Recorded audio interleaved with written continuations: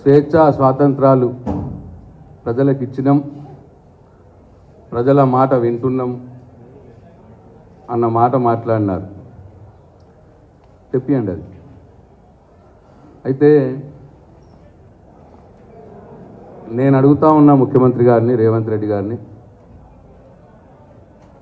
స్వేచ్ఛా స్వాతంత్రాలు కల్పించి ఇనుప కంచెలు తొలగించి మీరు ఏదైతే మేమన్నా ప్రగతి భవన్లో, మీరంటున్న ప్రజాభవన్లో ప్రజా దర్బార్, ప్రజల యొక్క సమస్యలను వింటాం, ప్రతిరోజు వింటామని చెప్పి బీరాలు పలికి ఏదైతే మీరు ప్రజా దర్బార్ మొదలు పెట్టిర్రో ఆ ప్రజా దర్బార్ జరిగింది కేవలం ఒకటే ఒక రోజు ముఖ్యమంత్రి గారి ఆధ్వర్యంలో.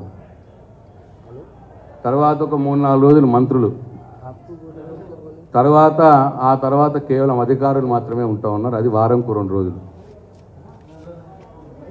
ఊర్ల నుండి పొద్దున 4 గంటలకు 5 గంటలకు లేచి చలిలో బస్సులలో వచ్చి ఇక్కడ క్యూలలో నిలబడి వాళ్ళు మా ముఖ్యమంత్రి గారు మా మాట వింటారేమో, మా సమస్యలు తీరుతాయేమో ఆ ఆశతోటి వస్తే చివరికి మీరు ఇక్కడ ఆ ప్రజల బాధలు, వాళ్ళ విజ్ఞప్తులు తీసుకునే వాళ్ళు మళ్ళీ అధికారులే. మళ్ళీ ఆ విజ్ఞప్తులన్నీ కూడా ప్రజావానికి లింకు చేస్తామన్న మాట మాట్లాడుతూ ఉన్నారు. నెల రోజుల్లో మీరు సాధించింది ఇదేనా అని చెప్పి నేను గౌరవ ముఖ్యమంత్రి గారిని అడుగుతా ఉన్నాను. అట్లనే అదే ప్రజా దర్బార్ మీరు అనుకుంటున్న ఏదైతే స్వేచ్ఛా స్వాతంత్రాలు కల్పించి ప్రజలను విజ్ఞప్తులు వింటున్నాము అని మీరు అంటున్నారో ఆ ప్రజా దర్బార్లో జరుగుతున్న విషయం మీ సాక్ష్యం మీరే చూడండి.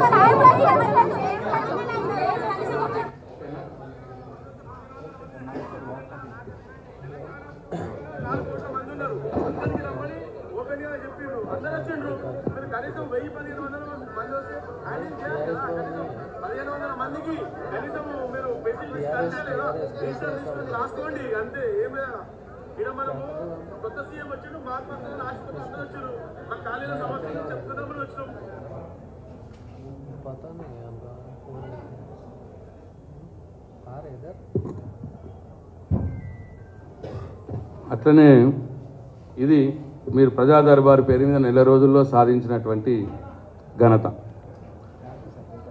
అట్లనే నేను ఇవాళ అడుగుతా ఉన్నాను గౌరవ ముఖ్యమంత్రి గారిని, మీకు శ్వేతపత్రాలు విడుదల చేయడం చాలా ఇష్టం కదా, చాలా ఇంట్రెస్ట్ కదా. నేను డిమాండ్ చేస్తూ ఉన్నాను ఈ ప్రభుత్వాన్ని, ఈ గౌరవ ముఖ్యమంత్రి గారిని, మీరు ఇన్ని రోజులు, ఈ నెల రోజులు జరిపినటువంటి ప్రజా దర్బార్లో విజ్ఞప్తులు స్వీకరించి ఎంతమంది సామాన్య ప్రజలకు మీరు న్యాయం చేసిండ్రు, ఏం న్యాయం చేసిండ్రు, ఒక శ్వేతపత్రం విడుదల చేయాలని నేను కోరుతా ఉన్నా. నిజంగానే మీ వల్ల, మీ ప్రజా దర్బార్ వల్ల, మీ డ్రామా ప్రజా దర్బార్ కాదు, డ్రామా దర్బార్ అది, దానివల్ల ఎవరికైనా సామాన్య ప్రజలకు న్యాయం జరుగుంటే శ్వేతపత్రం విడుదల చేయాలని నేను డిమాండ్ చేస్తూ ఉన్నా. అట్లనే ఈ నెల రోజుల్లో మీరు ఇంకో కార్యక్రమం పెట్టింది, మీరు అంటున్నారు ఇగో ఇది ఆయన ఫేస్బుక్ వాల్లో వచ్చినది, సేవకులమే తప్ప పాలకులం కాదన్న మాట నిలబెట్టుకుంటూ పాలనను ప్రజలకు చేరువ చేస్తూ పాలనను ప్రజలకు చేరువ చేశారట ప్రజాపాలన ద్వారా.